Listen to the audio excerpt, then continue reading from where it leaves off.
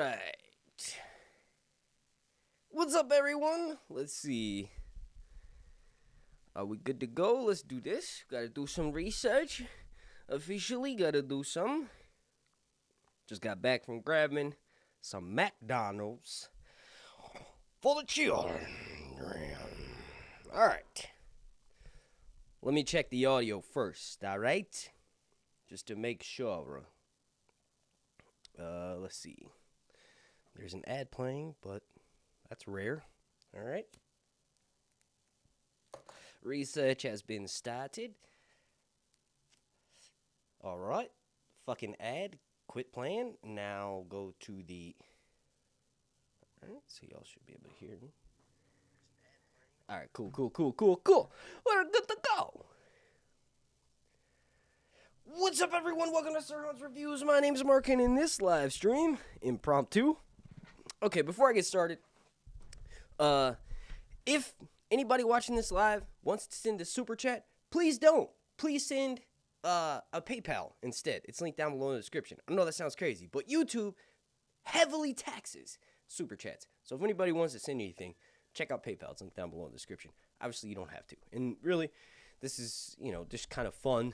I didn't really set up that much for this stream. I just saw this post, and I decided, dude, we got to talk about this. Okay, so this is something that I didn't know about, but courtesy of a user named GSteph on the Song of Ice and Fire subreddit. Also, real quick, let me give a shout out to every single person in the chat right now. Let's see. If you're here and not typing in the chat, please do so. Right now, shout out to J.S. Holgerson and Mixed Queen Destiny Phillips 420, John Haymaker, and that's it. Cool. So anybody else watching this live, thank you for watching it.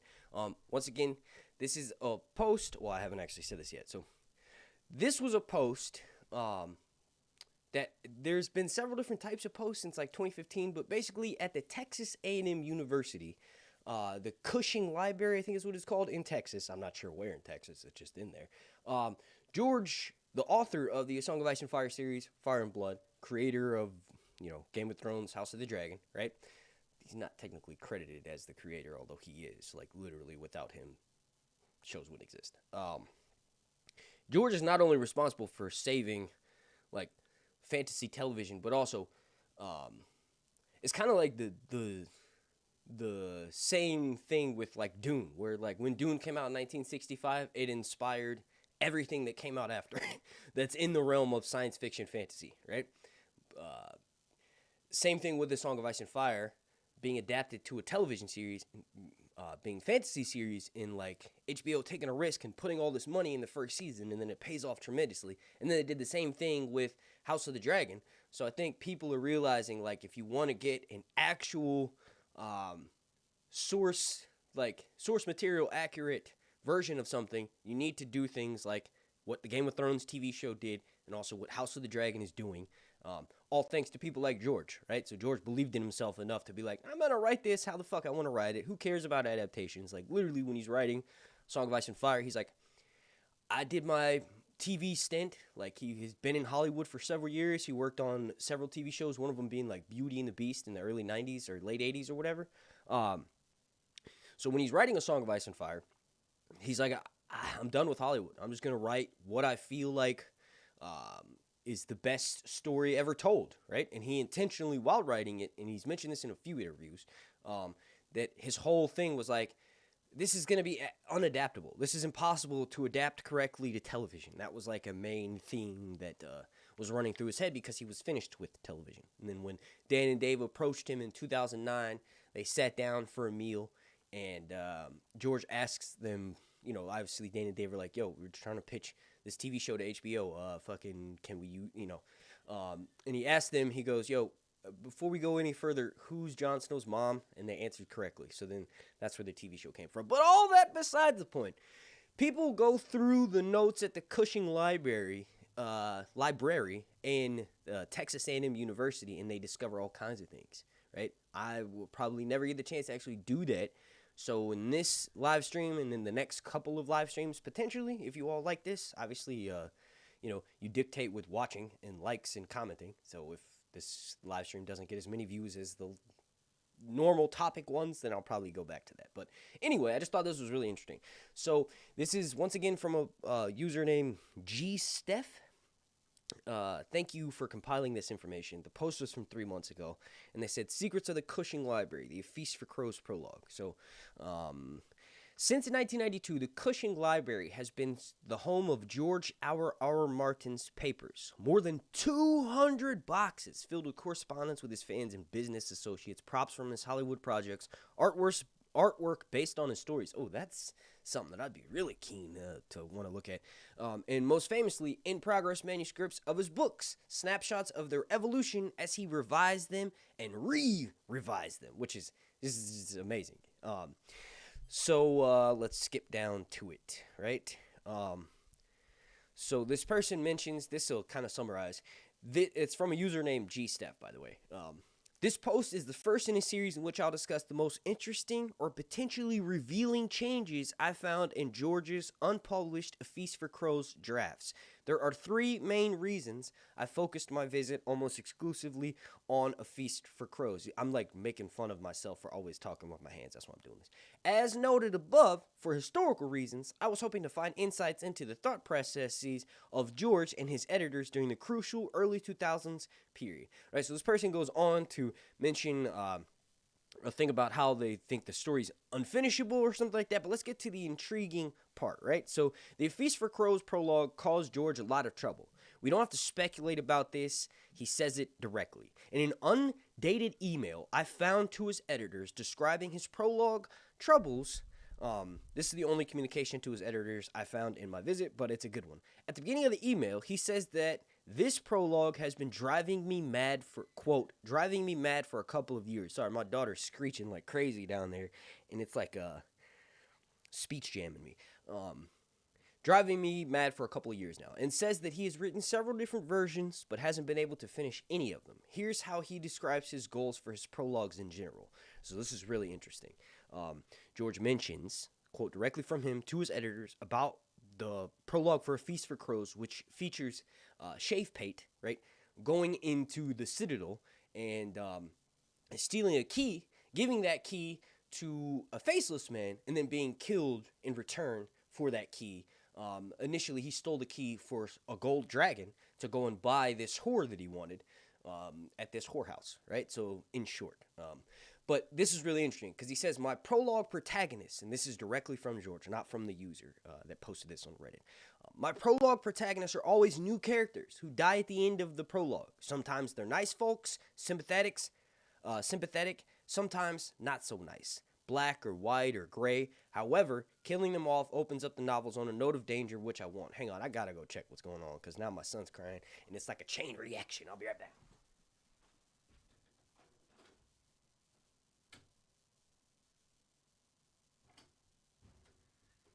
I may have jumped the gun there. They were just transitioning from the chairs to the playroom. So, but anyway, continuing on here. Let's see. George then gives us a bulleted list of several additional purposes he wants the Feast prologue to accomplish. All right, so I'll try to just pull the quotes from what George is actually saying, and we'll leave that guy's thoughts to the actual post, right? So I'm right here if you're watching this right now. So let's see. These are the things that George wants to establish through his POVs, like opening POVs, which are always characters that die to start off the story. Remember, he mentions... Oh, wait, I never finished reading that. Black or white or gray, however, killing them off opens the novels on a note of danger, which I want. So that's basically what I was getting at. For the most part, all of the prologue chapters, so the first one, all of those characters die, right? So in A Game of Thrones, we have this character known as Waymar Royce, right? Waymar Royce is this dude. Actually, the POV is not through Waymar, but regardless, well, no, it is. Kind of alternates. But anyway, opening scene of Game of Thrones, remember the guy who goes north of the wall on a ranging mission? He's killed by a White Walker. That's the opening POV for Game of Thrones, right? So that character doesn't really have an impact on the story. There's a theory that when Jon Snow allows the wildlings south of the wall, Jon forces the wildlings to turn over whatever treasure they have as part of the way that they pay to get down south, kind of like he he allows them past the wall and into the new gift and, to start settling the lands of Westeros, but they have to, contribute their most valuable items for the greater good, so to speak, to, not everybody has something, so that they're not really forced to pay their way, right? So each wildling, if they have something of value, they'll bring it up before they cross through the wall and place it in this big pile of stuff. And getting back on track here to the Waymar Royce thing, initially when Waymar duels the White Walker, his sword is shattered, right? It specifically mentioned that his sword looks like lightning struck a tree, right? That's the way that what I'm getting at, this dagger that is handed over from a wildling is described, right? So when Waymar, in the opening POV of A Game of Thrones, he's dueling the White Walker, and his sword is not Valyrian steel. It's just got a jeweled handle, and it's a fancy sword. It's castle steel, but it's not Valyrian steel. So he ends up dueling the White Walker, and his sword shatters and drops on the ground. And then, obviously, he dies. So then, many, many books later, in A Dance with Dragons, when Jon Snow is allowing the wildlings to... Technically, it's a Feast for Crows, right? But George had to split up Feast for Crows into 2 different books. So you get POV from Sam of what happens when he leaves the wall. And then in the next book, A Dance with Dragons, Sam starts out still at the wall because it's still during that time frame before he leaves. And ultimately, after he leaves, we find out what happens to Jon Snow. It's split up. But anyway, it's like Cersei and Tyrion, where, in A Feast for Crows, there's no Tyrion chapters, so we don't necessarily know what happens to him. But we get some conclusion to the story from the view of Cersei. It's her first POV chapter. A Feast for Crows is through the eyes of what happens after Tyrion kills his father Tywin and sneaks away. And then you find out what happens to Tyrion in A Dance with Dragons, and then through rumors in A Feast for Crows, right? So that's kind of what's going on with the books being split up so much. But anyway, one of the wildlings that Jon is allowing south of the wall brings up a sword hilt. The sword was shattered, and it looks like when lightning hits a tree and splits the wood. That's what it looked like happened to the edge of the blade that's broken off, right? So that's because it hit, the theory anyway, because of how it's described. It's got jewels on it, and it's just random that it's just the hilt that's left. And same thing with Waymar Royce opening POV, and then all of a sudden this wildling has this broken sword. It's not even, doesn't have any impact on the story. It's just George has cool little things sprinkled in throughout all of his books like that. But anyway, right? That's enough of describing the POVs. This person goes to say that this is what George writes to his editor, and they said, they paraphrase it, so it's not, verbatim. But they said George wants several things, right? One of them is to establish the news for the prologue for A Feast for Crows, the one that he struggled with for years that turned out really good, right?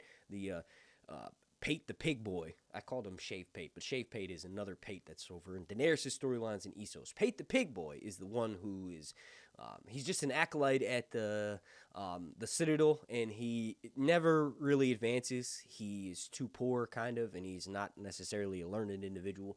So he's tricked by a faceless man to stealing this key that opens any door in the Citadel, and that's the actual POV, the final version that we saw, right? But George mentions there's certain things that he wants to establish in these POVs. And this is cool, because this is where I'll predict some things that we may get for who I think will be the opening POV for Winds of Winter, right? So he wants to establish the news for this Feast for Crows POV. He wants to establish the news of Dany and the dragons has reached Westeros from across the Narrow Sea. Now, that's really interesting, because at the end of the book, in the last few chapters, Sam finally arrives at the Citadel. But just before that, right, one of the reasons why his journey is so hard is because the singer, Darian, who's sent... So Jon sends Samwell Tarly, Maester Aemon, Gilly, and this dude named Darian the singer from... He's from Eastwatch by the Sea, but he ends up meeting up with Sam, and they travel via ship to Braavos. They're stuck there for a while. Eventually, they get to Old Town. But when they're in Braavos, there's this sailor who brings news of Daenerys' dragons, right? Braavos isn't necessarily in Westeros, but news is traveling fast around the world. So as soon as Maester Aemon finds out that Daenerys has birthed dragons back into the world, he starts going mad. And remember, he's half dead. The reason why he's half dead is Jon Snow's fault. Jon Snow's trying to protect him, but ultimately he ends up ushering his death along faster. So Maester Aemon probably was helped kept alive at the wall through the magic that's there and him being the blood of the dragon, right? So there's magic that's imbued in the foundations of the wall itself. Melisandre's magic is increased. Daenerys' magic is increased. We'll find out, right? When they're at the wall, and it's all because people who are on one side of the wall are defending it from the evil that's on the other side of the wall. So if you have magical abilities in the presence of these Valyrian glyphs, your magic is increased, right? So anyway, Jon Snow sends Aemon and Samwell and Gilly and Darion the Singer away from Castle Black. And the main reason why he sends Aemon away is because Aemon's got king's blood. Aemon is a Targaryen. So Aemon is a prime candidate for a sacrifice via Melisandre to R'hllor. So Sam is sent away because the Night's Watch needs more maesters. Maester Aemon is old as shit, and Maester Aemon is being sent away too. So Sam is going to go study there. Gilly is sent with Sam because her baby potentially is another candidate for not her baby, Mance Rayder's baby is another candidate for Melisandre to burn because of the king's blood. Because Mance Rayder's a king beyond the wall. His son has king's blood, at least in dumbass Westerosi standards. It's not the case in all actuality because Mance Rayder's just a bastard of the Night's Watch who went north of the wall to fucking... I just released a episode of my podcast called Leaks and Lore on my Patreon where I talk about Mance being Rhaegar. Please go watch it. You can join for $2 and it's like 20 minutes. And it's the most well thought out of any of my theories. And that's not even my theory. That's just a common fan theory. But I put a lot of thought into it. So please go check it out. You can join for like $2. Getting back on track here. It's going to be hard. Mance Rayder. Oh, yeah, King's Blood, right? So Jon sends all of them away from the wall. Those are the reasons why. Eventually, they find out the news of Daenerys, right? Aemon finds out about it. So that makes sense. George wants to establish the news that Daenerys and the dragons have reached Westeros from across the narrow sea to the Citadel.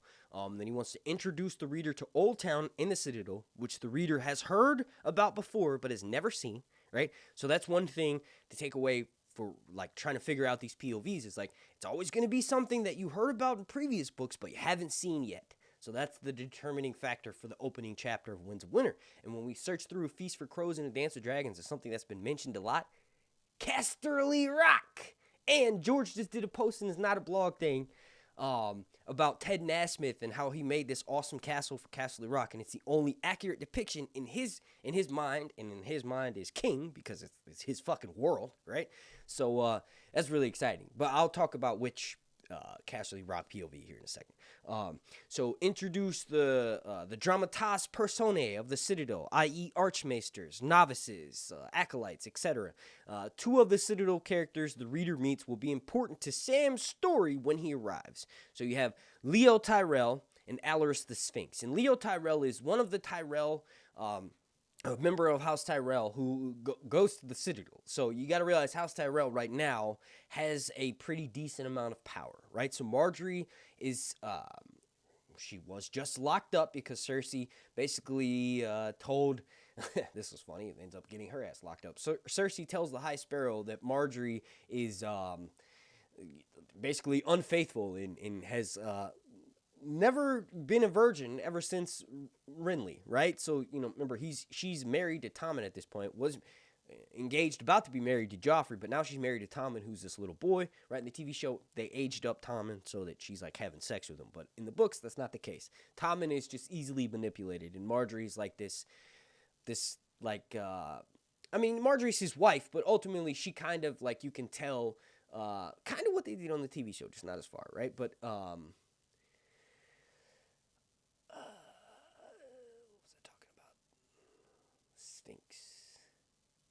oh, yeah, Leo Tyrell. So Leo Tyrell is this dude who Pate the Pig Boy POV is a douche. He's, he's from House Tyrell, but he's not currently involved in the major story yet. Like, he's just of House Tyrell blood. So he's a douche to Pate the Pig Boy, and he is douchey to Sam when Sam gets there. Sam recognizes him because Sam is from the same area. So Sam is of House Tarly. House Tarly are, if I'm not mistaken, Bannerlords to House Tyrell.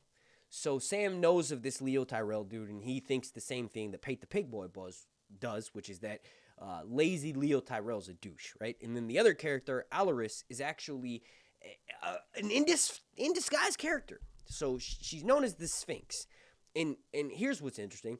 In Sam's final POVs in the feast, right? So he didn't have any Dance of Dragons. We won't find out what happens to him until Winds of Winter. We do know that Maester Marwyn is headed towards Daenerys, but he's told by Aemon, and Aemon, blind Aemon, right? Not Aemon One-Eye from House of the Dragon, but he's told by Aemon to, the riddle is the Sphinx is the riddle or something, right? So when Sam gets to the Citadel, and in the Feast for Crows, a POV chapter, we find out that there's a character at the Citadel named the Sphinx, and this is someone that Sam is being warned about by Maester Aemon, but the Sphinx, and we find out her name is Alaris, or his name is Alaris. We find out through the Dorne plotline that Alaris is actually Sorella Sand, one of Oberyn Martell's bastard daughters, who's at the Citadel learning how to be a maester. Now, Oberyn went to the maester himself, forged something like several links in his maester's chain, and then decided he was done because he was bored. So Oberyn left the Citadel, and then you hear through Arya Hota's POV and then also Ariane's POV that Sorella Sand is at the Citadel, and then Sorella Sand allegory kind of thing is Sorella, I think backwards, is Alaris. So, or you can spell Alaris through the same letters phonetically as Sorella. So Oberyn has a bastard daughter who's at the Citadel, and these are two characters that are going to be probably, especially Leo Tyrell and Alaris. Obviously, Pate the Pig Boy is dead, but Pate the Pig Boy technically still alive because the Faceless Man's wearing his face, so he'll be a part of Sam's story too. But anyway, that's what George wants to do is, introduce the dramatis personae of the Citadel, i.e. Archmaester's novices, two of the Citadel characters, Leo Tyrell, Alaris the Sphinx, they're going to have an impact on Sam's story. So you set them up in a POV that is unrelated to Sam. Sam hadn't even left the wall yet. And then eventually when he does get there, we've already been introduced to those characters. So it'll be cool to bring them in. And maybe potentially, right? Like there's only 2 books left, but potentially Alaris could have a small POV type of arc. Now, typically with these opening POVs, like it's in locations that we haven't quite seen before, right? So let's get to it. When's the winner, right? I think it will be at Casterly Rock. It just makes the most sense. That's something that we've heard about. We've never actually seen Casterly Rock or the Westerlands. We just hear about them. We hear Robb goes there, right? George has even said in interviews that he wants to show us Casterly Rock. Eventually, we will get to see the Westerlands or read about them in his books. So, in my opinion, it's going to be a POV. So what's going on in Casterly Rock right now, right? So, well, really, we don't know because we've only heard rumors, right? So, catching up with the major POVs that are related to Casterly Rock, Tyrion is over in Essos, right? He is currently, potentially, after taking care of the situation with what's going on in Slaver's Bay with Daenerys and then like Meereen being besieged, potentially he's going to make his way over to Westeros with his second sons. And what he did was sign over the entire wealth of Casterly Rock to the second sons. This dude, Brown Ben Plum, right? So Brown Ben Plum has betrayed Daenerys. He will potentially betray Daenerys again for gold. That could be one of her betrayals. She's supposed to suffer 3 betrayals. Let me check out the chat and make sure everything's going good, because I remember last time, the audio was quite wonky. Let me just pull up this. So let's see. Just taking a quick break here.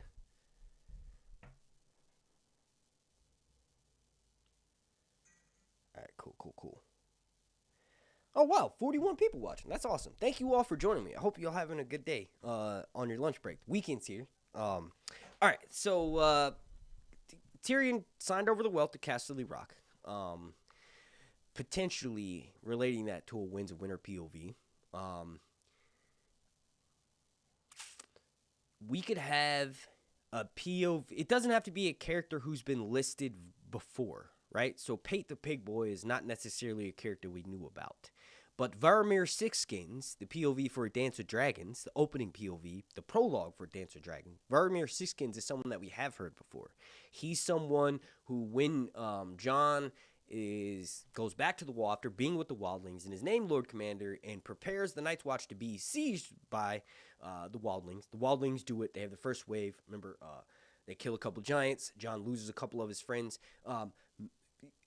For the most part, the TV show, I think they killed Grin via the giant in the cave. But it's actually a one-armed blacksmith named Donald Noy who dies killing the giant that was trying to come in through the gate, the floodgate below the wall. Here's the interesting thing. Donald Noy forged... He was a blacksmith for House Baratheon, and he forged Robert Baratheon's warhammer, which was used to kill Jon Snow's father, right? And Donald Noy was one of Jon Snow's best friends. He was his mentor. So that was really cool. The guy who forged the weapon that killed Jon Snow's father is his friend. That's how awesome and how deep this world is. And maybe that's just me being a nerd. Like, I like cool shit like that. Like, Jon, you didn't realize it, but the guy who killed your father, who basically set your life up for what it is, right, to be this bastard of Winterfell, he's at the wall. It's like he's being punished for a crime, you know. Anyway, so Varamir Sixskins was a POV for Dance of Dragons. That's a character that we talked about. So when after that first siege happened, Donald Noy dies, the dragon dies, so to speak. The giant dies, right? Jon then goes out and meets with Mance Rayder in his camp to try to discuss terms of peace. And when he's there, Stannis attacks the wildling camp. So Jon Snow rushes outside. Mance Rayder's like, yo, Jon, if you were attacking my camp right now, I'm going to murder you, dude. That's not the case. It's Stannis. But Jon doesn't know that because he doesn't know that Stannis showed up yet. Mance Rayder obviously doesn't know that because he doesn't know anything about Stannis being showed up. And Davos, basically, it's Davos' idea to send Stannis to the wall to go and help protect the realm. It's Stannis' 7 kingdoms. And, like, you know, it's part of making Stannis look like a better ruler, right? So when that chaos breaks out, there's this dude, Varamir Sixskins, who's a warg. He's called Varamir Sixskins because he can control up to 6 different animals. He's got a bear with him. He's got a shadow cat. He's got a couple of other animals, a pig. No, the pig is someone who comes in later. I can't wait to see Ghost fight this big-ass pig who's currently at Castle Black. The boar is bigger than Ghost, and Jon has to keep Ghost away because this boar and this other wildling warg are so, like, aggressive towards Jon Snow. But anyway, that's a plot for later. So Varamir Sixskins loses all of his animals when Stannis attacks the wildling camp, and he is, like, disperses, goes north of the wall. He's got this wildling wench with him, and they're basically in this wildling camp that was abandoned. They're freezing to death. Ultimately, we catch up with Varamir, and he's like, it's crazy. It's such a brutal thing to have someone, to read the POV of someone suffering from hypothermia so close to death. George's books are so dark. It's amazing. That's why I love them, right? But so this character, Varamir, is near death, and he's got this wildling woman with him who has just left to go and try to get them food or to try it because Varamir's wounded, right? So basically, she tries to go get help. And Varamir thinks to himself, when she gets back, regardless of whether she has hope or not, I'm going to warg into her because he knows his body is done, right? He's warging into one of his wolves that's way off in the distance, and, like, ultimately, he wargs into the woman, and that's, like, one of the deadly sins, and, like, you don't really know if he... I guess he does survive in her body because for a split second, he thinks of himself looking down at her, and she's like, she claws her eyes out. She ends up killing herself anyway. But anyway, that was the opening POV for Dance with Dragons. The opening POV for Feast with Crows was Shave Paint. So for Winds of Winter, Casterly Rock will be the location. The POV for Storm of Swords was a Frey dude who was going to pay a ransom to get back another Frey member, and he's got this bag of silver with him, and he's killed by the Brotherhood without banners. So that's the POV for Storm of Swords. If you want to take that into, like, Jane Westerling is another character, Robb Stark's wife, right? The Westerlings are vassals of Casterly Rock, and in A Feast for Crows, Jane Westerling and her mom meet with Jaime when he's traveling through the Riverlands to try to bring peace, right? And a lot of people think that, for some reason, that she is pregnant with Robb Stark's heir. right? Little Ned. But that's not the case because her mom was forcing her to drink moon tea every day that she was with Rob. So she was completely infertile. So she's probably not pregnant. Although, technically, it's still a possibility for the Westerlings to obviously be going against, whatever is potentially... Let me slide down the chat so I can see the most recent thing. Sorry. It's a potential that they're just lying to they lied to Tywin and then they lied to Jaime about the moon tea thing. That's a plot line that is the closest to Casterly Rock, right? That I could think of. So potentially, since we heard about way more than we got his POV, we could potentially, in the Dance of Dragons, we could get a POV of...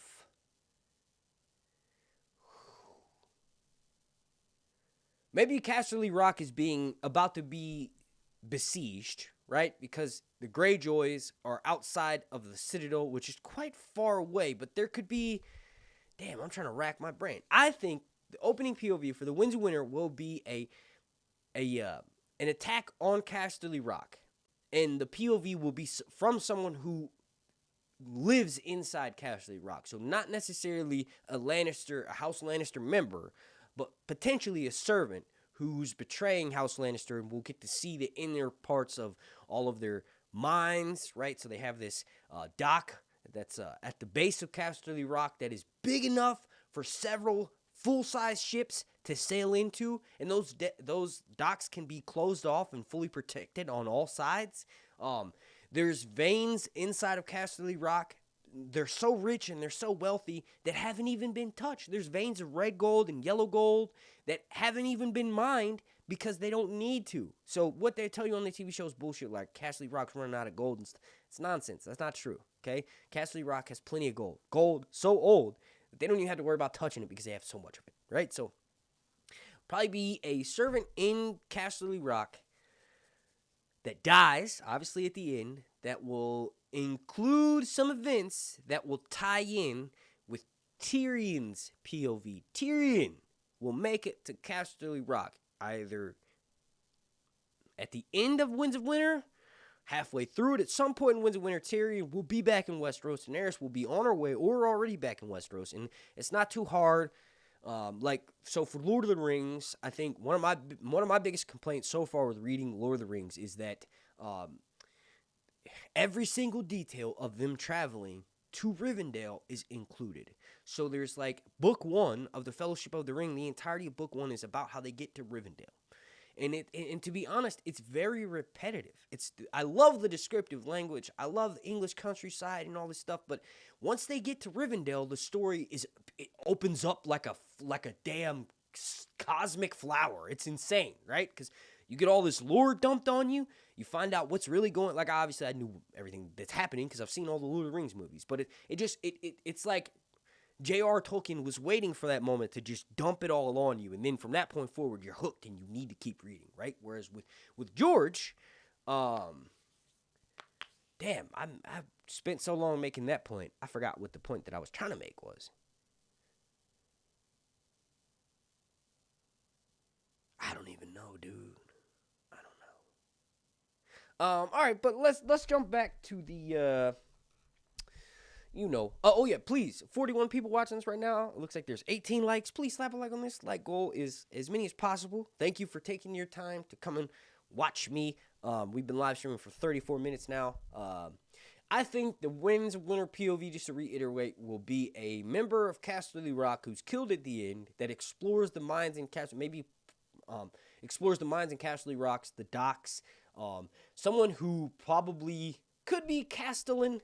But not really. I think Devin Lannister would be a really good POV, but then he'd have to die, and I kind of want him to live longer. He's like Jaime, but just a wild version. He sounds awesome. He sounds like a lion, like an actual lion, golden like Lannister hair, and also he's one of the most sensible Lannisters. So we hate Jamie in the beginning because he pushes Breanne out of the window and he's a douche and he has sex with his twin, right? He's easily the most unlikable character. Then you read his POV and Jamie's one of my favorites, right? So Devin Lannister wasn't involved with any of that aside from being a Lannister, but he seems like the most, like, one of the most reasonable ones in the sense that he's got a good head on his shoulders, because the conversation that he has with Jamie in A Feast for Crows is like, oh shit, like, dude, you're like how you're like the person Jamie's turning into, right? So maybe it's better off, it was easier for Devin to turn out like a better person because his father wasn't Tywin, right? So,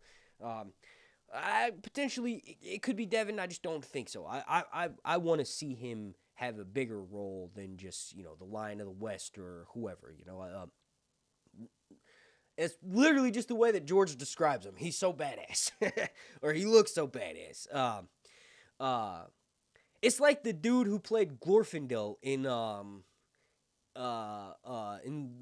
he wasn't in the Fellowship, but he's in the Fellowship book. I think Glorfindel shows up in the Return of the King, but in the Fellowship of the Ring, he actually shows up at the edge of the woods and gives Frodo, after Frodo's hit in the arm and has the sword tip broken off in him, he gives him his horse, and Frodo's on a horse, and the horse races off, and it's Glorfindel's horse, and he's like this lord, this elven lord who plays a role in the council, Elrond's council in the Fellowship. There, like, he has a pretty big role in the first book, but he doesn't show up till Return of the King in the movies.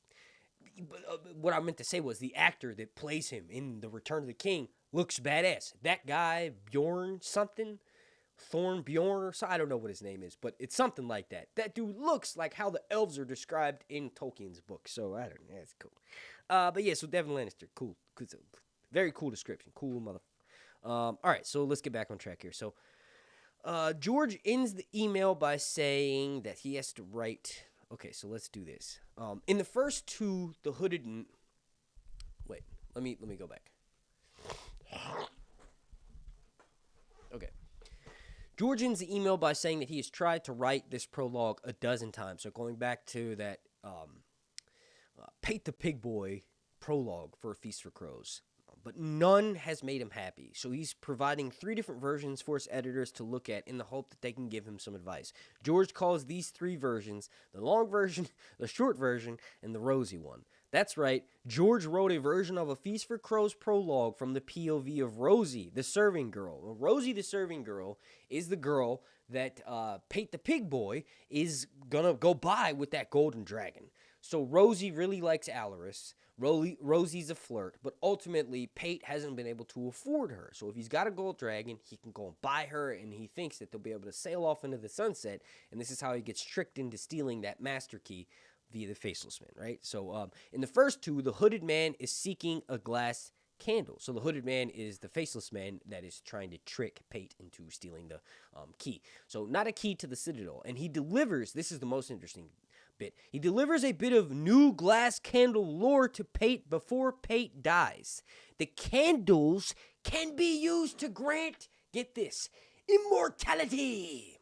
I don't know if George is going to continue with that theme, that people who use glass candles, they can see over long distances. They can see the past, future, and present. And the only other thing that can do that is an immortal green seer named Bloodraven. And Bloodraven's not immortal, but potentially he is a version of something that has existed for a long time. Very, very much longer than all of human life. So let's click and let's read what the long version of the opening POV is, right? So let's do this. So they could speak to one another.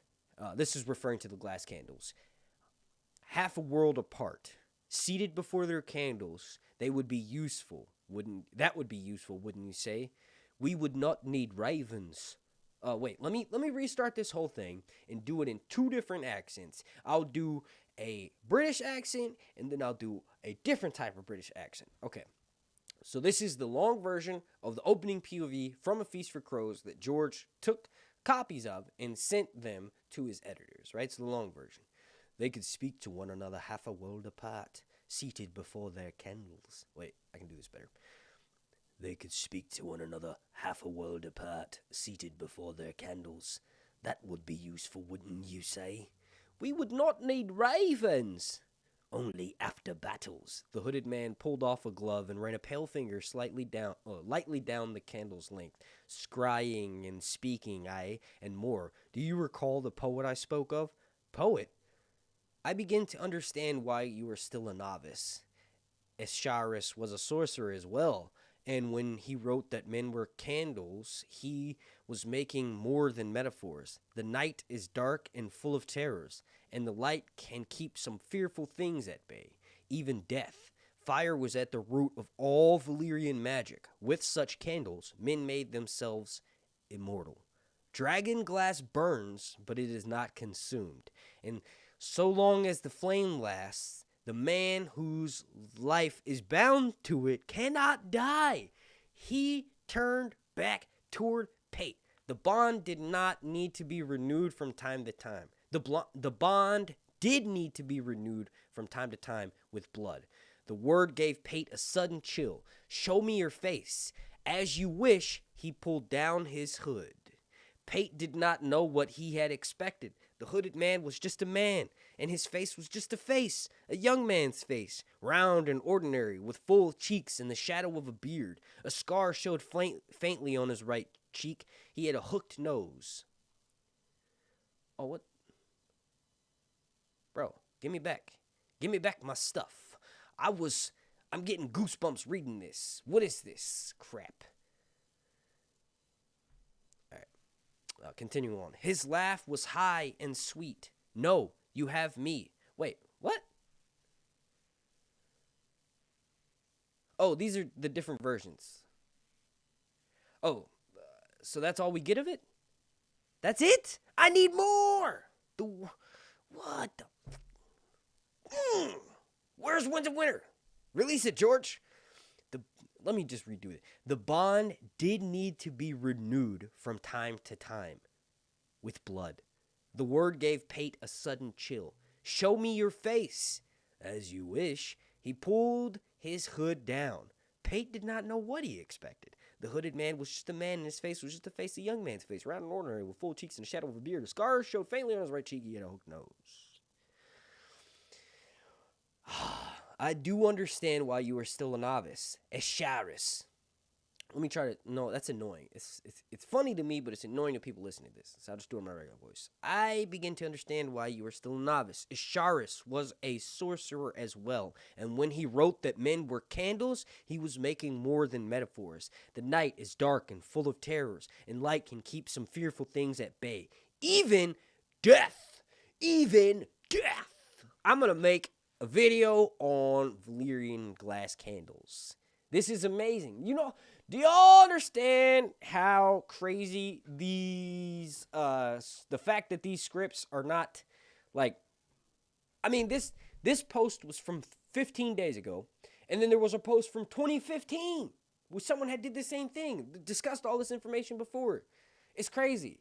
Like, the first time this happened, George literally called the Cushing Library at Texas A&M University and was like, hey, excuse me, can you guys lock down my stuff? People are predicting a Dance with Dragons. So, that's incredible. A glass candle can keep the user alive as long as the flame is still burning.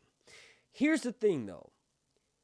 Sam visually sees a glass candle in activeness when he walks into Marwyn's room.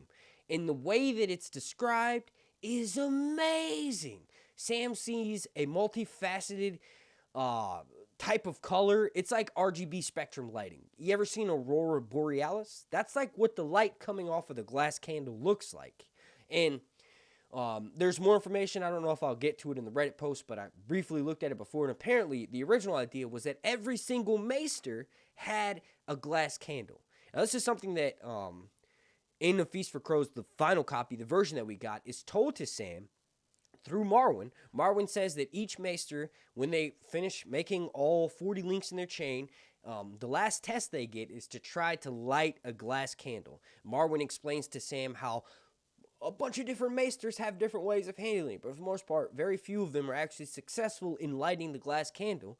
And the whole point of this test is because these maesters, who at this point in their maesterdom are no longer acolytes. They're no longer, novices just training. They are full-on maesters. They've forged every single link that they want to in their chain. They're very learned individuals. You could argue that they are the smartest individuals in not just Westeros, but in the world, right? Because the amount of knowledge that's at the Citadel is insane. You could probably figure out a way to successfully bring back dragons through the knowledge that's available there, but the maesters intentionally keep that locked down so that no one can do that, right?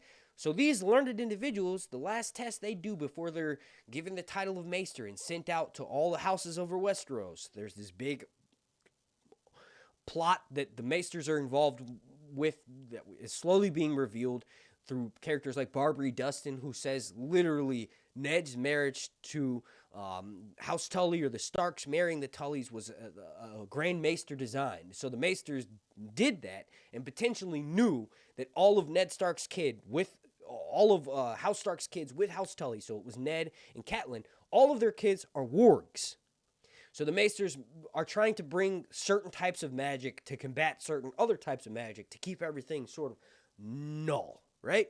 So the Maesters are given this test to try to light a black candle. And obviously, they'll stare at the candle. They'll try to do different things. They try to research this, but most of them are unsuccessful. And the grand lesson being taught from that is that no matter how much you think you know, there's always something you need to learn more of. So if you think you're a genius, you're probably not a genius, right? You're probably a fucking idiot who thinks they're really smart. So that's the big point in Maesters, is that, like, you forged all of these links in chains, but there's some knowledge that you will never know. And there's some knowledge that you always need to know, but you'll never get it, right? So that's the grand thing. Is like, always be learning, right? So after you're a maester, there's always more knowledge that you need to learn. And then also, there's also some knowledge that you just have to accept the fact that you will never know about. That's the hard part about being a maester, is like, even though you're this learned individual, there's some knowledge that you just won't ever get privy to. So, damn, Sir Hunts is like the best podcaster in the game right now. Y'all need to go join my Patreon, please. Please. If everybody watching this right now, join my Patreon. That's a lot of Patreon people. Here's the thing. Most of the people watching this probably already are members of my Patreon. This is amazing because I don't know Lord of the Rings enough. I've read every single Dune book that counts. I've read Hunters of Dune. I'm probably not going to read Sandworms of Dune.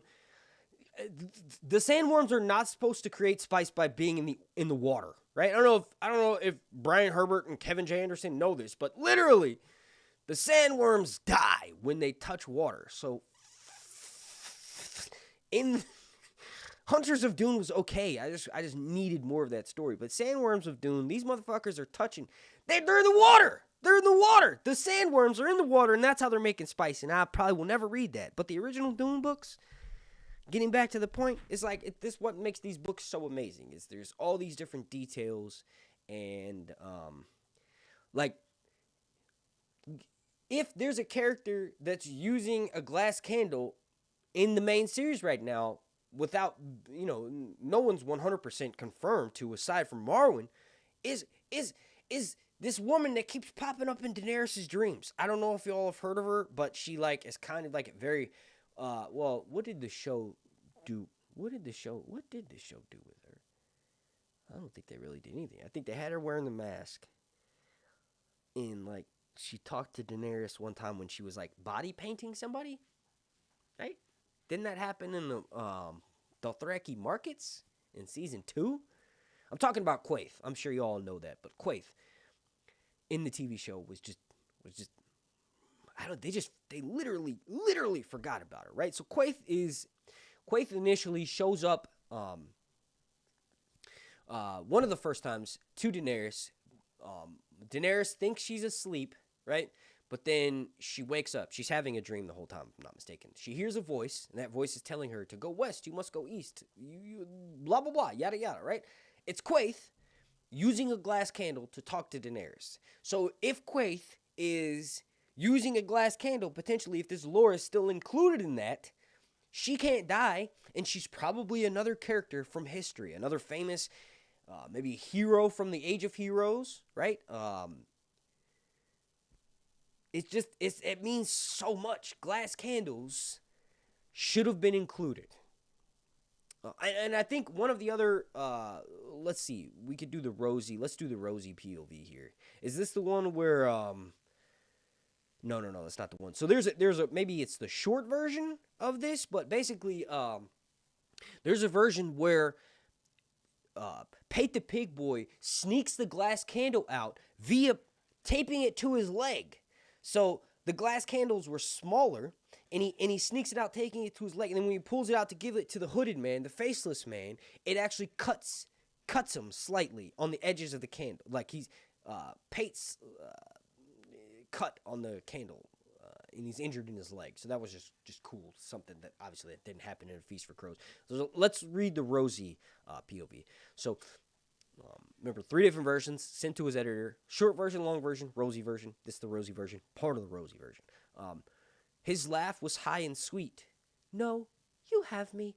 Alaris was her favorite of all the novices and acolytes who came to the giant's book to drink the cider. Her mother said he was a mongrel, but Rosie liked him all the same. Your boy Sir Hunt is a mongrel, in George's terms. He was a small boy, no taller than she was, and slender too. Listen to the description. Alaris is Sorella Sand, Oberon's daughter, dressed like a male, pretending to be a male, but has very feminine features. So check this out. He was a small boy, no taller than she was. She referring to Rosie. Rosie's 15 years old. You kind of, like, yeah, there's people that grow in height past 15, but for the most part, when you're 15, 16, 17, you're not going to grow any taller than you already are at that point. So Alaris is very small for his age. The same size and muscular build as Rosie, this 15-year-old girl. So anyway, he was a small boy, no taller than she was, and slender too. But she had never known any other boy as graceful. It's a word that is literally used to describe Sansa about 150 times. It's my girlfriend's middle name. She's a female. Grace refers to women's. Another feminine way of describing Alaris, a.k.a. Sorella Sand. His light brown skin looked so smooth, she was always wanting to touch it. She referring to Rosie, and to run her fingers through his cap of dense black curls. She liked his pointed chin too, and the long dark lashes above his big black eyes. Okay, so women in medieval period are sometimes described as having doe eyes, big doe eyes, like big giant eyes, and then long lashes as well. Right? Like, my son has really long eyelashes because he's younger. I had long eyelashes when I was younger, but then I grew out of them. I think females tend to keep those longer eyelashes, right? All right, so here we go. She liked his pointed chin, too. The long, dark lashes above his big black eyes, and the way he was always smiling, as if he knew some secret jape. Like, I'm not a dude named Alaris, I'm a girl named Sorella. A sphinx is a bit of this. As if he knew some secret jape. Lazy Leo, Tyrell, had been the one to name him the Sphinx. A sphinx is a bit of this, a bit of that, he said. Human face, lion's body, the wings of a hawk. 2 sphinxes flanked the entrance to the citadel. Fearsome things, carved of green marble, with onyx eyes that followed you. Alaris had the same onyx eyes, and he too was a bit of this, a bit of that. His mother's skin has been black as a pot of maester's ink, a little bit offensive. He'd confessed to Rosie once. His own was more of the color of teak. He's clever too. He's forged 3 links for his chain, and he never seems to lack for coin. He could take me upstairs if he wanted. Rosie was near 15, and it had been more than a year. Yeah, it is that George with teen stuff. All right, so yeah, it's insane that there's any debate that Sorella is not Alaris. So let's see, what else do we get from this post? The design of the Citadel's library, that sounds fun. Oh wait, so this is the Pate POV that was removed. So he raised his lantern above his head, over the place where the wooden spokes meet the slices of some great pie hung an ornate oil lamp of gold and leaded glass wrought in the shape of a sun. So that's like obviously this. So I don't know if this person thinks that this was the last bit of information that George gave to Dan and Dave, and that's why they designed the Citadel the way they did in season 6. But I personally think that could be the case, but wouldn't it be more fun if Dan and Dave were like us and George refused to give them information on Winter because they sped up so fast and they had to go to the Cushing A&M library in Texas and look it up themselves? That'd be fun. So anyway, the Rosie version of the prologue is, of course, the most different, though also most incomplete. Pate doesn't exist at all in this version instead. So why couldn't you just take pictures of the whole POV and let me read it myself, partner? Thank you for going there. Thank you for providing me with content to make this live stream on, but I need the rest of these POVs. One picture is not good enough. Okay, so who indeed, Mithraeus Stoneborn, who in multiple detailed posts on this subreddit effectively did all of my preparatory research for me. So let's see what this is. Last time someone went to check out the George R. R. Martin collection. What's this? I mean, you could just let me look at it online, and I could, like, detective it up right now, live. But, like, nah, like, you can't access it. What the heck? All right.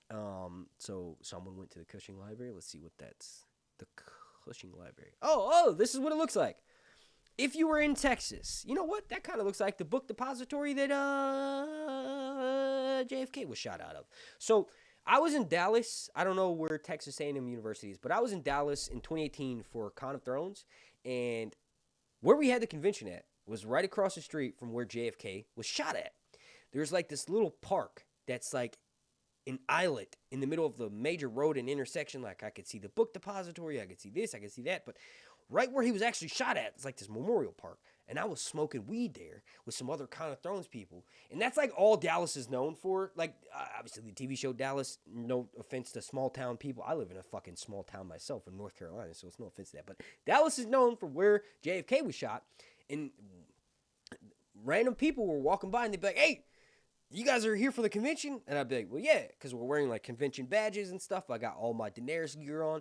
And they were like, I don't know if you guys know this or if you're from here, but JFK was shot right there. Like 7 different people said that to me while standing smoking weed at this park. I'm like, oh, okay, thank you, I guess. JFK, sorry, buddy. Like, it was one of the best presidents. Why are you guys so happy about it? Anyway, so yeah, this is what it looks like. But that's not important. The door to the Kelsey reading room. This is what it will look like if you were there going into the room. This is where I'm going to go to write Winds of Winter if George never puts it out. I'm going to go here. I'm going to study those thousands of pages, and I'm going to write it myself. And people are going to like it. And people are going to love it. Y'all heard that. 10 years from now. No. I give George 5 years. George, if you ain't written Winds of Winter in 5 years, I'm going to take your thunder, and I'm going to write it my goddamn self. I could do it. I've never written anything before in my life except for a short story in 2nd grade about my cat, fat cat Smokey, and how fat he was. He weighed 22 pounds, and the cat was 2 years old. It was incredible. As a kid, I had never seen a cat that fat. But I made this, that was like one of the only stories I've ever written. And obviously we have like end of grade testing where you have to write essays and stuff like that. And I've written some things before, but never as an adult after reading, 100 books. I've got some ideas about some stuff that I could do. Not just for Winds of Winter and Song of Ice and Fire, but just ideas for a book that I could make myself. Let me skim this real quick. I'm still here. I'm not going nowhere. I just want to read over this real quick so I can get some of my thoughts together. Because, I've been just kind of running off blank. I ain't had breakfast yet today. That's my fault. I mean, I woke up at 8 in the morning. I could totally have eaten breakfast. When I discovered this post on Reddit, I was like, oh my God, I have to live stream that. Initially, it was a video that was about 27 minutes. Too long. And I was like, let me just upload that to my Patreon. Wait to upload YouTube for a couple of days or whatever. Something's going on with the algorithm.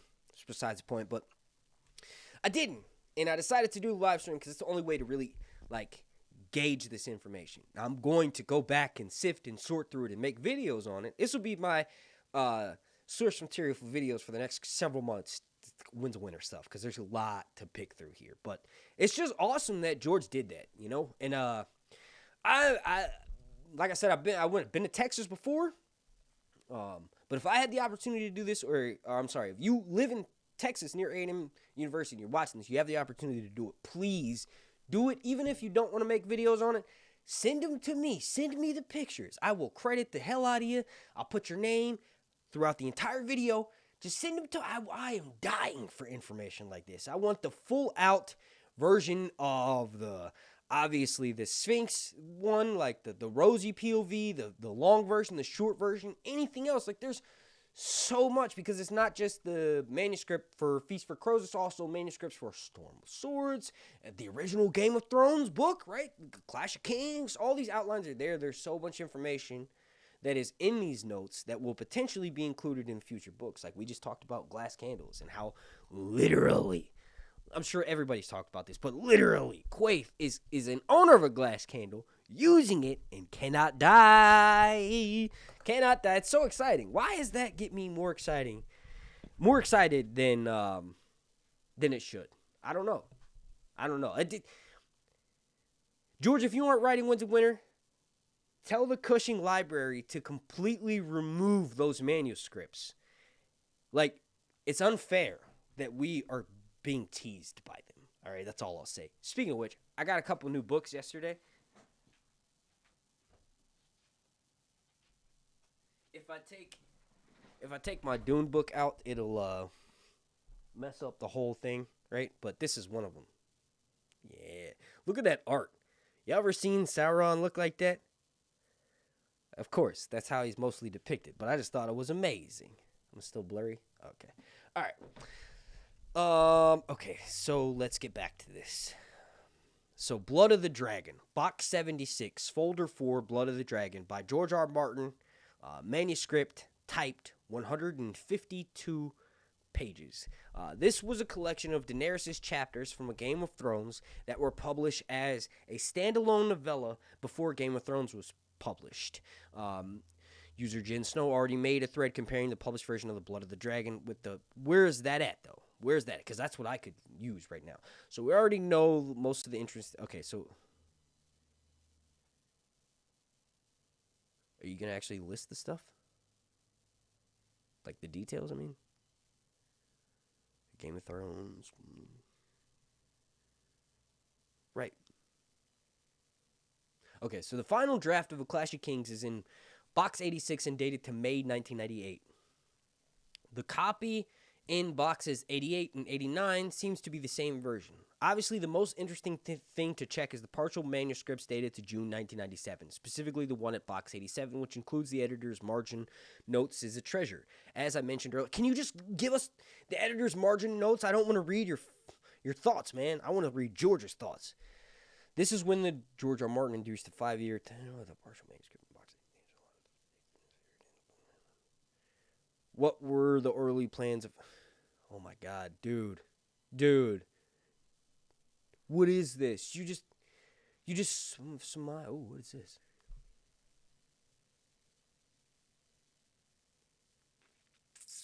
The Prophet.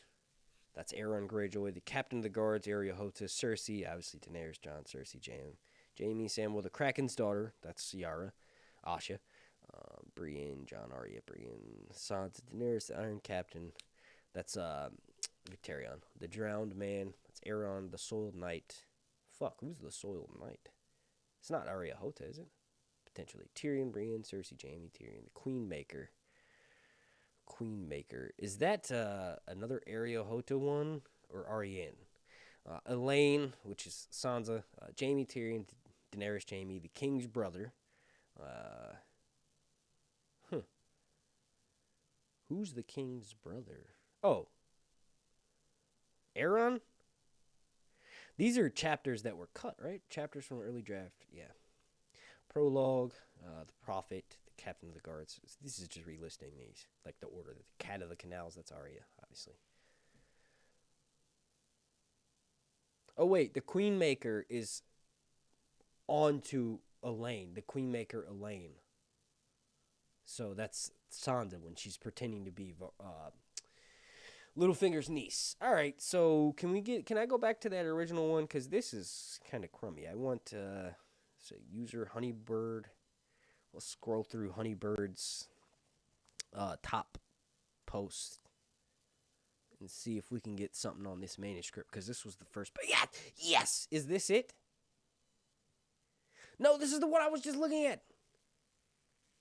Okay, cool. This is cool. Okay, so this is actual picture of the manuscript. But if all they find is Stannis, not Stannis nor Myrcella, the yellow smile widened. Another stronger than Tommen, gentler than Stannis, with a better claim than the girl Myrcella, a savior from a... These are actual words from Feast for Crows. To bind up the... Oh, wait. Fine words, Tyrion was unimpressed. This is from A Dance with Dragons. Words are wind. Who is this bloody savior? A dragon. So this is when Tyrion is talking to Illyrio Mopatis in A Dance with Dragons. These lines are in the books.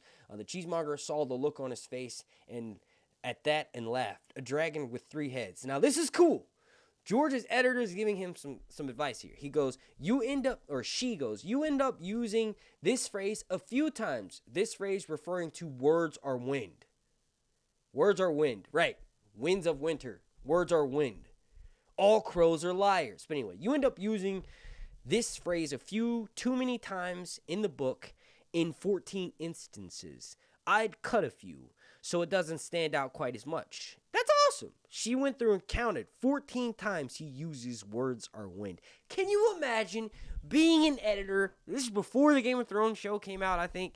Can you imagine being an editor and having George sent me? I would be like, bro, include more words. Give me everything you got, and I'll put it all in the book, because you're a fucking genius. Oh, man. This is insane. This is awesome. I love, this is like nerd heaven, dude. Okay, so boxes 150. Ooh, this isn't nothing but, this is not like actual words, but this is the box that the files are in, so I'll know what to look at when I'm going there eventually. Could I crowdsource? Is it possible to, why did you just FaceTime me?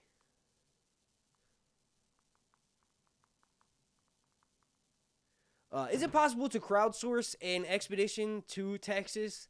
Look, if I drove... Okay, so let's do this, right? So I drive a 2012 Hyundai Elantra. I have a Mustang, but that's not my daily driver. 2012 Hyundai Elantra cost me $35 to fill up my gas tank. Between 30 and 35. I get about 395 miles on a full tank. And let's just do some math real quick. Wait. Let me do it on my phone, because I could just use the actual maps. All right, so let's see. Texas A&M University, Bizzle Street. All right, directions. From my house. Okay, hurry up. What the is the delay? Okay, just the Texas A&M University. I guess Cushing Library. Okay, so that's an 8. Wow. Holy crap. That's a full day's drive. It's an 18-hour drive. It's less for me to drive from here to Detroit, which is almost in southern Canada. It is southern Canada. I can drive from where I live to Detroit in 9.5 hours. I'm going less states, and it would take me 18, but that's besides the point. All right, so $30 to fill up.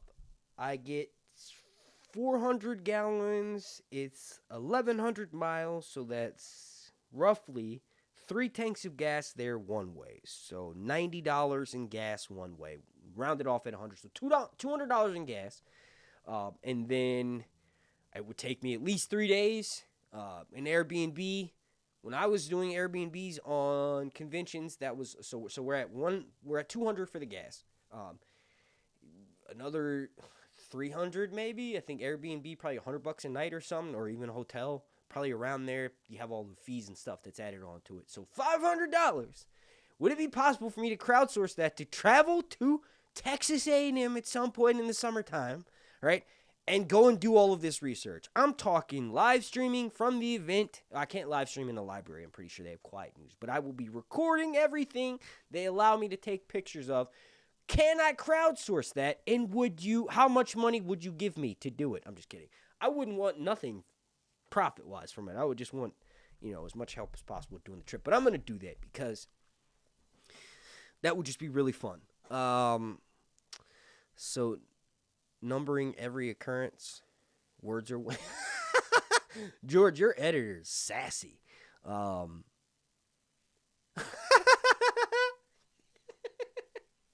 That's funny, dude. Yeah.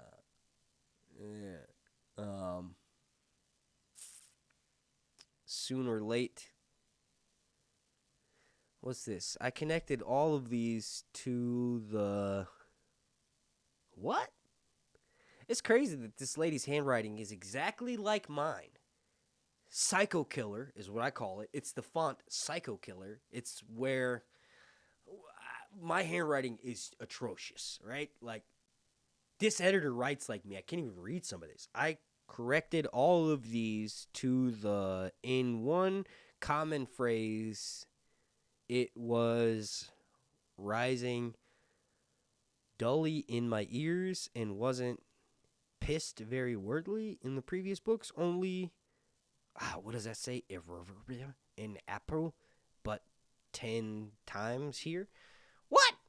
Did that old pirate? Sooner or later, you're gonna hate her. Go ahead and cry your life away. Sooner or later, you're gonna hate her. Go ahead and cry your life away. Breaking Benjamin. All right. It was stuck in my head. I had to finish it.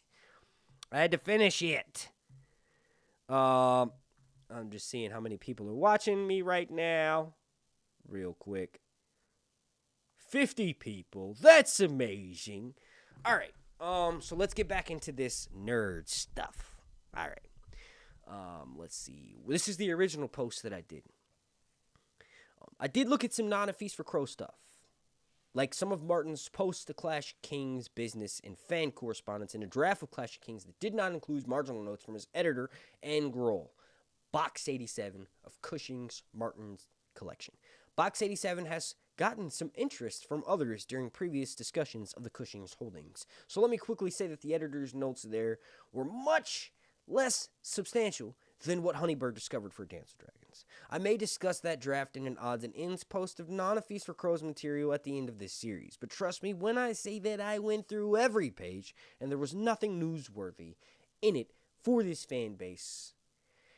According to you, where are the pictures? The proof's in the pudding. My favorite thing is when George, or my favorite just random occurrence of like people asking for proof is when George tweeted something about a character in his book that he wrote, and someone responded. It was hilarious. They're clearly trolling. They said, "Source, bro," and put like all capital letters, question mark. And then George's Twitter minions responded and were like, "Dude, what?" or something. I don't know. It was just funny. But anyway, I'll be the judge of if there's anything interesting for this fan base, buddy. But thank you, user G Steph, for doing this. It's amazing of you. Let's see. Oh, wait. They have 3 of these. So let's go to the next one. Right, user G Steph, top post. All right, so the third one.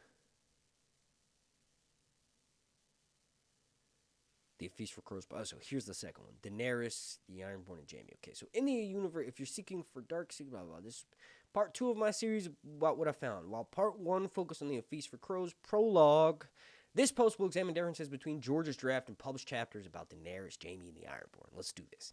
All right, so Daenerys. As one of the characters held back for Dance of Dragons, Daenerys' story had extensive changes between 2004 and its eventual publication in 2011.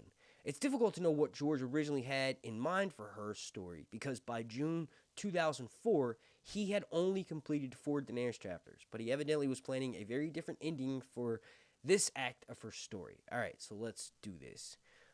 Here's how Drogon's arrival at Daznak's Pit was originally written in 2004. Oh, this is fun. It is not known, Jeekwe said. If you depart... wait. This is Resnek Mo Resnek talking. All right, so and the first one is Jeekwe, not Erie. All right, so... Is it not known, Jeekwe... I'm trying to do Roy Dotrice's Missandei voice. Oh my god, it's the funniest thing ever. In the first Game of Thrones, in the first occurrences of when Missandei is, brought into Daenerys' service... After she steals the Unsullied, she has Drogon burn the Wise Master, right? The dude who's talking crap about her. She literally goes, I am Missandei of the Enough, the Isle of Enough. He gives her a speech impediment. It's the most hilarious thing ever. Next to him doing the sex scenes with Littlefinger and Lysa Arryn. Lysa Arryn is a full-on rapist. All right, so it is not known, Jeekwe said. If you depart... Resnek has like an oily, greasy voice. Resnek Mo If you depart, what will you people think? I'm doing a shitty... Let me just read it. It is not known, Jeekwe said. If you depart, what will your people think? Resnek caught her arm. Magnificence! Would you cast away the city's love? Remove your hand from me, Danny told him, or Sir Barristan will remove it from yours. The Cinesaurus snatched his hand back. One last contest, he implored. That is all. I scanned a few moments and...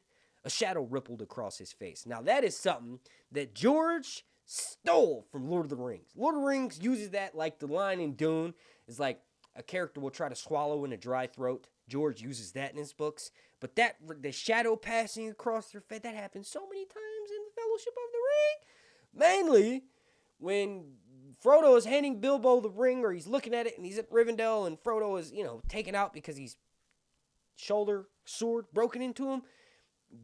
Bilbo has a shadow pass across his face, and in the movie, we saw him get sharp teeth and turn into Gollum, basically, right? So, shadow passed across his face. So, a shadow rippled across his face. All the voices stilled. Every eye turned upwards. A wing shape swept across the scarlet sands. He cast a larger shadow every day. Half the spearmen dashed for shelter. The rest froze where they stood. The boar came snuffling back to Barcena to rip at her with its tusks.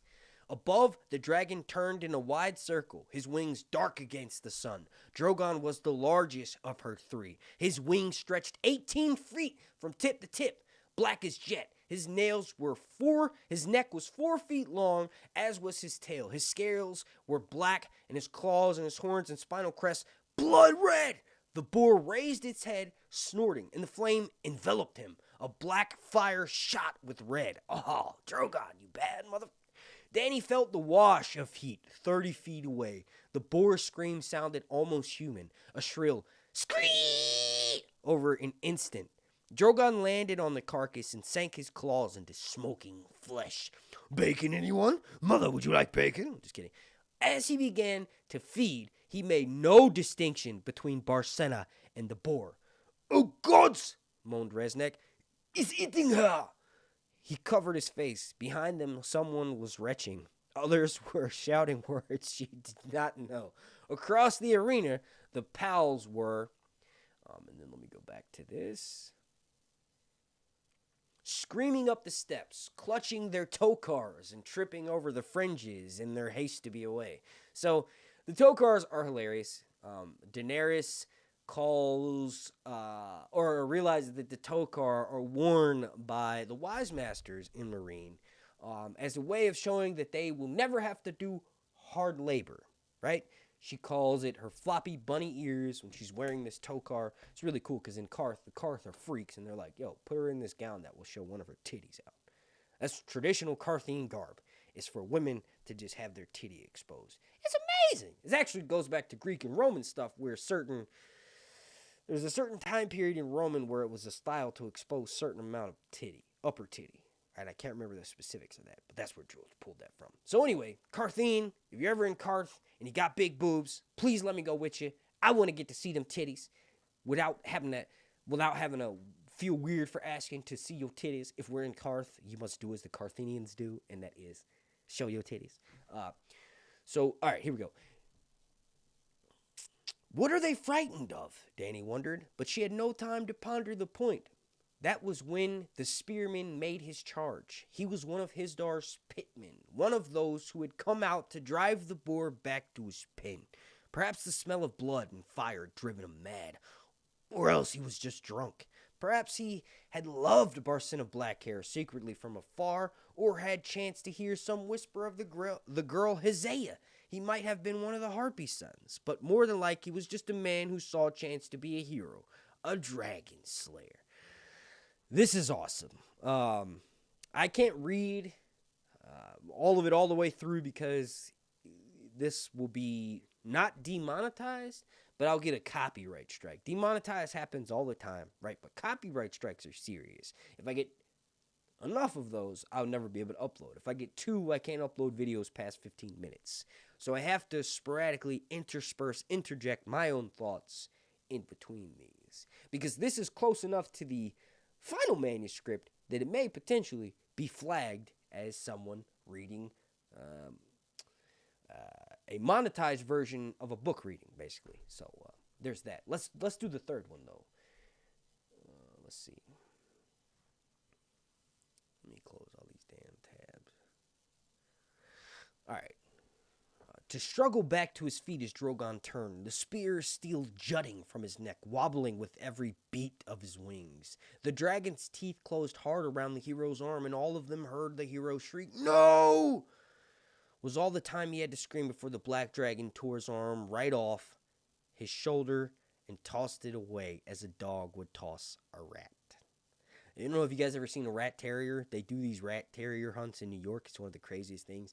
They take the rat terriers around New York City and they just let them go kill rats. And it is crazy. If you guys haven't done it or want to see video of it, just go on YouTube, type in New York rat terrier hunting session. It's pretty intense. But they will literally shake the rat to death. Fuck rats. Fuck mice, right? According to my grandpa, right? So I lived in... my grandpa lived in Philadelphia. I would spend most summers up there. As a child, I was very dirty, so I would eat food and just leave it sitting around. I would go up to Mark's Takeout, which is named after my father's. My grandpa's not my actual grandpa. He's my step-grandpa, but he's been married to my grandma since before I was born. My grandma's passed away now, so this is from years ago. But in Philadelphia, there was this restaurant called Mark's Takeout. I would go there. I would eat West Indian cuisine is what it's called. It's not Jamaican food. It's West Indian cuisine, but it's the food they eat in Jamaica. So I would eat saltfish and ackee and liver and white rice and all these delicious meals. And then after I would finish, especially with the meat patties, right? Rats love that for some reason. I would put the trays on the ground and go back to doing what I was doing, which I was, 13 or 14, so I'd probably go back to jacking off, right? So then I would leave those there long enough where rats would come in. And one time, there was this mouse that was eating my leftover Jamaican beef patty, and I told my grandpa Cecil about it. From the island of Jamaica, was born in the 1940s, grew up there, didn't come to the United States until the 80s when he met my grandma, right? So, he said, if your pawn can't catch the rat, hit it with a hammer and smash it head and then you cannot go back to a plane with yourself, boy. Those were his exact words. Obviously, his accent was way stronger than that, but I was told to grab a rat and smash it with a hammer and kill it. I didn't do that, but this is all related to the Drogon tossing the man's arm aside like a rat. All right, so yeah, here we go. Drogon, no! His wings beat, sending up a storm of scarlet sand. No, she screamed more loudly as he launched himself in the air. This time he heard. Roaring, Drogon flew at her and seized her in his claw. What? Oh, so this must be a version where Drogon picks Daenerys up by his legs and flies her out that way. That's kind of crazy. I'm glad they went with the version they did go with there. Okay, so let's go. Let's continue on. Let's get some more details, some more juicy stuffs. I don't got that much time. Gonna have to put my children down for a nap soon. And also, I need to eat some dinner. Where did this go? Or dinner. Breakfast. Okay. The rest of Draft 2 is a mix of published Dance with Dragons Daenerys 2 and a Dance with Dragons Daenerys 9. Dany's descent from the Great Pyramid and the events of Daznak's picks are largely identical to the published Daenerys 9. But before arriving at the pit, Danny visits Rhaegal and Viserion and talks to Barristan about his escape from King's Landing and material that ultimately was retained in A Dance with Dragons and Daenerys 2. There is no mention of Quentyn in this or any other draft Danny chapter, but there are two other small differences in the pin sequence that hint at George's plans for Daenerys' story. All right, so the first part is that Hisdar had stocked the box with flagons of wine and sweet water with figs, dates, melons, and pomegranates, with pecans and peppers and bowls of honeyed locusts. She might not have recognized the last had not strong Belwas bellowed, "Locusts! Belwas likes!" as he seized a handful and began to crunch down on them. Wait, I forgot to read the dude's paragraph. First, as sharp-eyed readers may have already noticed, much of the dialogue in the viewing box at the pit that later was given to Hisdar was originally spoken by Resnek. For example, on page 438 above, see the moments where Resnek grabs her arm and begs her to stay, and where he moans that Drogon is eating the slain Barcena. In the published A Dance with Dragons, Daenerys 9, those lines are given to Hisdar, along with most other dialogue about Meereen in the viewing box. While it's humorous that even George considers the Meereen Harzus somewhat interchangeable, it may be a sign that George didn't intend for Hisdar to be as significant, or at least as suspect for the identity of the Harpy. Right. And then I've already read that. This, in my opinion, reinforced by the second small difference in the pit sequence. The honey-eyed locusts provided by Hisdar were originally not poisoned. Their introduction in the chapter is identical to the published sequence. Right, but George changes it as it goes. So the second biggest change to Daenerys' story in the draft is probably her conditions for marrying Hisdar. So words are wind, Danny told Galaza Galare. Even words like love and peace. In Westeros, the maids send their suitors off on quests to prove their worthiness. I have heard of this thing, said the Green Grace. The Green Grace, the voice that Roy does for her is really good. I can't think of it right now, though. Hisdar speaks sweetly, but a man's worth is known best by his deeds. Oh, wait, this is Daenerys speaking. So Daenerys, ironically, in the beginning, sounds like how Arya sounds in A Storm of Swords. She sounds like a grubby Englishman. Anyway, Hisdar speaks sweetly, but a man's worth is known best by his deeds. If he would have me, he must bring me 3 wedding gifts. Child of 3, the Undying had called her in their House of Dusk.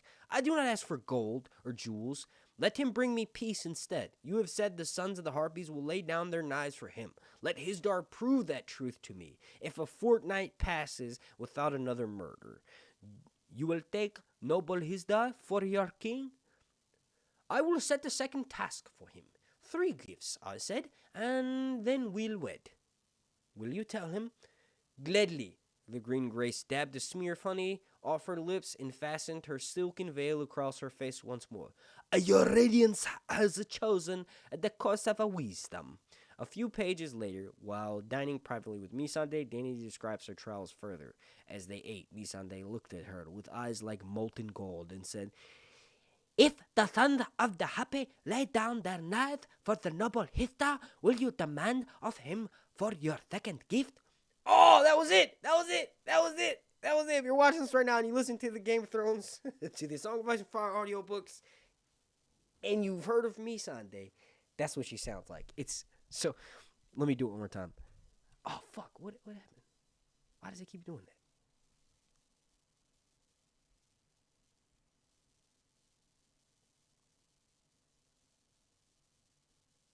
If the sons of the happy lay down their knives for noble Hisdar, will you demand of him for your second gift? I'm having too much fun. All right. So let's see.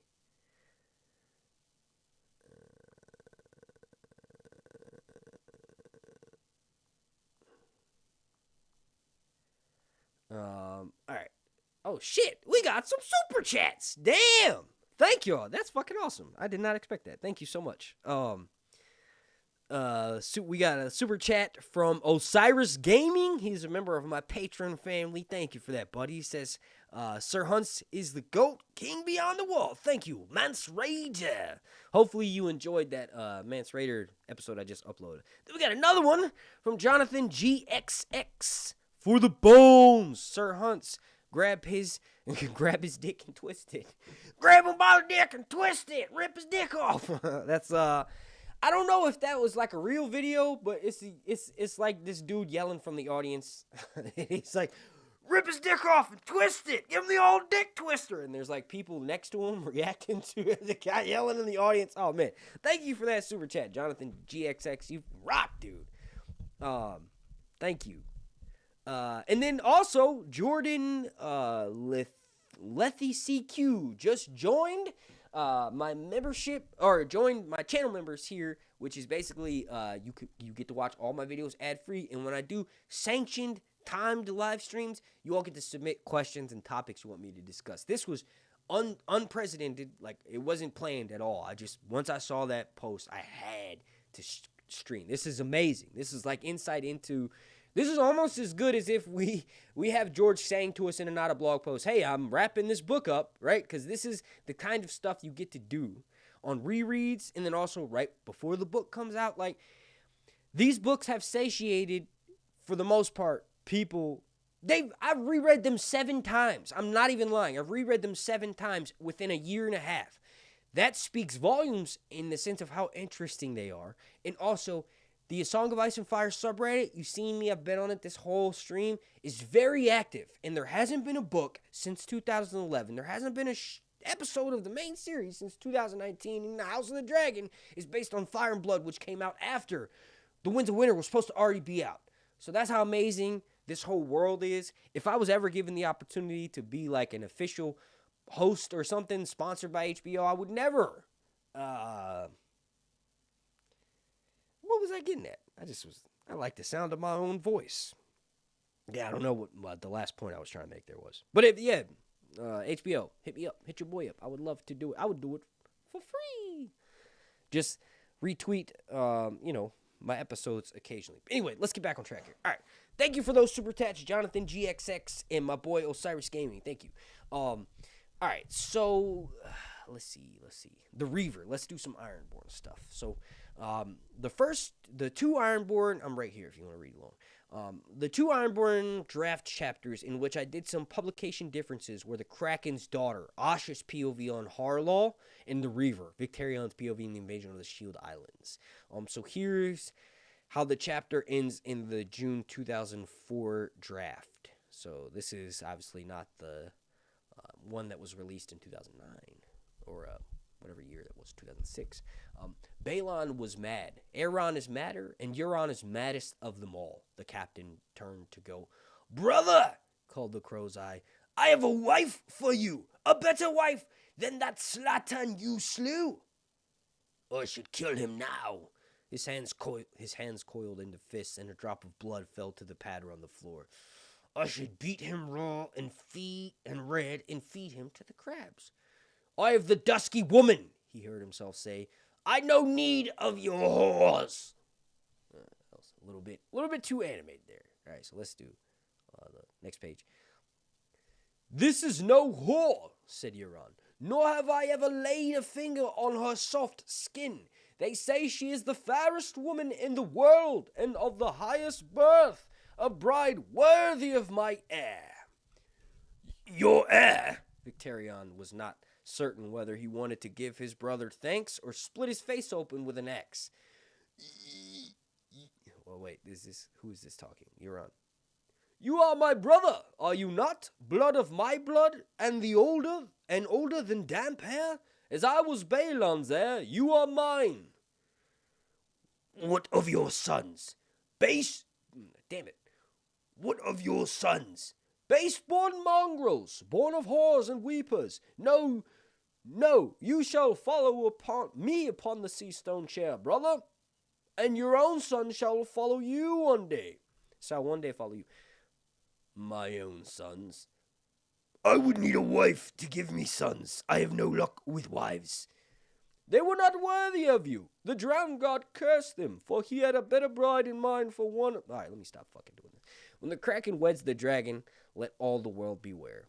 Euron's gifts are poisoned, a voice inside him said. A dragon, you say, and fair? Her hair is silver gold and her eyes are amethyst, said Euron. But you need not take my word for it. Come with me to Slaver's Bay and behold her beauty for yourself.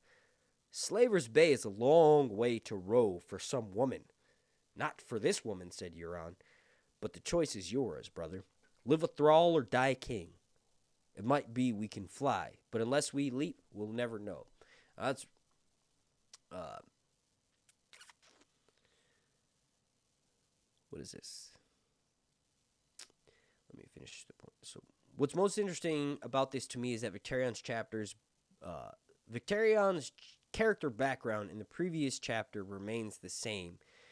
He's had 3 wives, and he killed the 3rd after Euron despoiled her. So while Victarion's desire in the published version of the Reaver to despoil Euron's wife in revenge seems it was intentionally set up via his background. It wasn't originally written that way. It was just one of many fitting connections George was able to make almost after the fact, just like the fan community does sometimes. We can read into the Ironborn story from this change. This is purely my own speculation, but I think that George originally planned for the visiting Ironborn to be defeated in some way upon arriving in Meereen, leaving their fleet and Dragonbinder Horn to be claimed by Daenerys for her invasion of Westeros. Now that's really interesting. I mean that would be perfect. Obviously the ships would be damaged. But yeah. So ultimately there's quite a bit more to discuss, but we've been doing this live stream here for 1 hour and 35 minutes. So, I'm going to save the rest of it for part 2, which will be happening very soon, within a week. Maybe before the end of this month. Who knows? The end of this month is on Tuesday, so maybe between now and Tuesday. Who knows? We'll see. Thank you for watching. Thank you for joining me on your lunch break. Thank you to Jonathan GXX and Osiris Gaming for giving me super chat, and then also thank you to Jordan Lethy CQ for joining the Huntsman. That's amazing. If you're unaware, if you're watching this, the Huntsman is basically just a way for you to watch all of my videos ad-free, and then also when I do these live streams that are planned, you can submit topics and questions and anything like that, and then also you get a shout out in every single video in the description. So if you want to join that, please consider doing so. You also get to watch all of my content ad-free. So thank you for joining me. Thank you for hanging out with me. If you can't join my my channel members or my Patreon, which is something that is like replacing my dependency of YouTube's ad revenue, thank you for watching. That's the best thing you can do. Like, if you can't join either one of those, the best thing you could do for me and any other YouTuber that you're a fan of here on YouTube is just watch their stuff. Like, ultimately, I think, like, it's not necessarily, like, fair for me to say, to, like, belittle watching my videos on YouTube. I always say, and if you can't do any of that, and all you can do is watch, like, the way that I phrase that, in my opinion, makes it sound like I'm belittling people that watch me on YouTube. And honestly, I wouldn't have a patron. I wouldn't have followers on Instagram or Twitter following or anything without YouTube. So even though I don't agree with what YouTube does with not listing my videos in their algorithm, demonetizing the live streams, and I don't say anything offensive, right? Even though I don't agree with that, I need to realize that YouTube is responsible for where I am. I wouldn't be able to promote a Patreon if I didn't have a YouTube outlet to promote it through. So thank you to every single 101,000 people who are subscribed to me here. You may not watch every single video, but thank you for being subscribed. Thank you for, you know, all that. So, along that, as adrisas postare, ixos, dahor, dahor. Just kidding. Also, I noticed that I put the chat right there, but I need to do this. I haven't done this in a while. Hopefully my buddy, oh shit, what am I doing? Hopefully my buddy notices this, or is watching this maybe. My buddy Jay Fox over in England, he said he listens to my live streams when he's painting, but I just want to give him a shout out.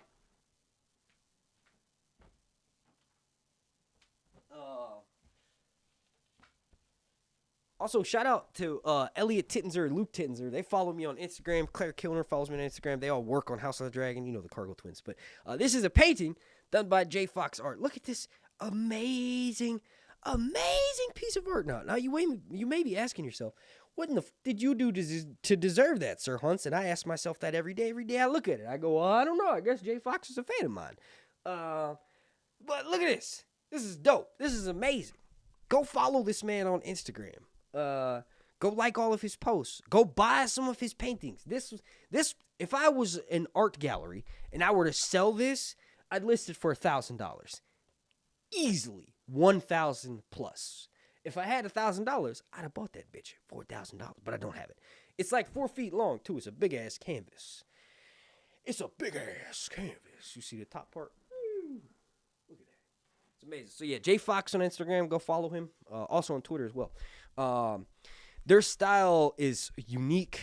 I've not seen anybody paint quite like this, or as good as this, right? So yeah, I'm gonna go put it back up there.